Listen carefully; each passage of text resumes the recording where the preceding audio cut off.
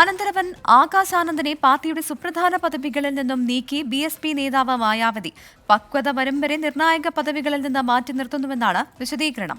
ബൽറാം നെടുങ്ങാടി ഡൽഹിയിൽ നിന്ന് ചേരുന്നു. ബൽറാം, ഈ തെരഞ്ഞെടുപ്പിന്റെ സാഹചര്യത്തിൽ എന്തുകൊണ്ടാണ് ഇത്തരത്തിലൊരു നടപടി?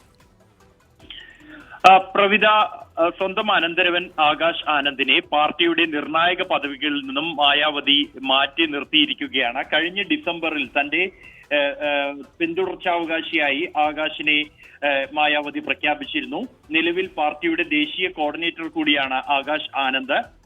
എന്നാൽ അപ്രതീക്ഷിതമാണ് ഈ പ്രഖ്യാപനം എങ്കിൽ പോലും രണ്ട് കാരണങ്ങളാണ് ഇതിനെ ചൂണ്ടിക്കാണിക്കുന്നത്. ഒന്ന്, മറ്റ് കുടുംബ രാഷ്ട്രീയവുമായി ബന്ധപ്പെട്ട പാർട്ടിക്കുള്ളിൽ നിന്ന് തന്നെ ആകാശിനെ പിന്തുടർച്ചാവകാശിയായി പ്രഖ്യാപിച്ചതിൽ വിമർശനങ്ങൾ ഉയർന്നിരുന്നു. തെരഞ്ഞെടുപ്പ് പ്രചാരണ വേദികളിൽ പോലും അത് വിഷയമാകുന്നുണ്ട്. BJP അത് വിഷയമായി ഉന്നയിക്കുന്നുണ്ട്. നിലവിൽ കോൺഗ്രസിനും സമാജ്വാദി പാർട്ടിക്കും വിമർശിക്കുന്നതിന് സമാനമായി BSPയും വിമർശനം നേരിടുന്നു.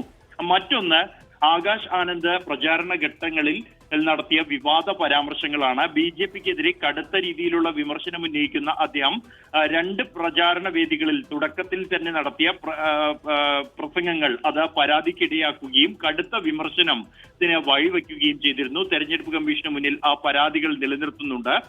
അതേസമയം മായാവതി വിശദീകരിച്ചത് പാർട്ടിയുടെ നന്മയ്ക്ക് വേണ്ടി എന്ത് ത്യാഗവും ചെയ്യാൻ തയ്യാറാണ് എന്നും പാർട്ടിക്ക് വേണ്ടിയാണ് ഈ നടപടി എന്നുമാണ്.